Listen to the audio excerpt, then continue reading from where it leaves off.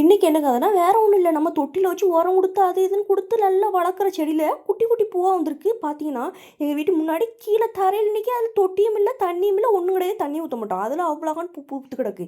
இதில் வந்து உங்களுக்கு என்ன தெரியுது, நம்ம ஊற்று ஊற்று பார்த்து வளர்க்குற இது எதுவுமே வழங்காது.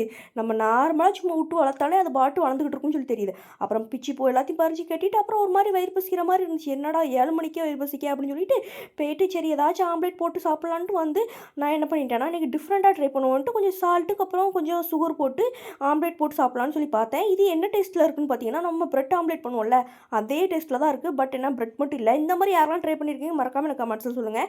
என்னன்னு தெரியல, சும்மா தான் டிவி பார்த்துட்டு இருந்தேன், பூ கட்டினதுக்கப்புறம் ஒரு மாதிரி வயிறு பசிச்சுட்டு வந்தாச்சு. சரின்ட்டு எப்படியோ திருப்ப முடியாமல் பெரட்டி எடுத்துகிட்டு ஸ்பூன் வச்சு எந்த ஊர்லேயாச்சும் யாராச்சும் ஆம்லேட் போட்டு நீங்கள் பார்த்துருக்கீங்களா?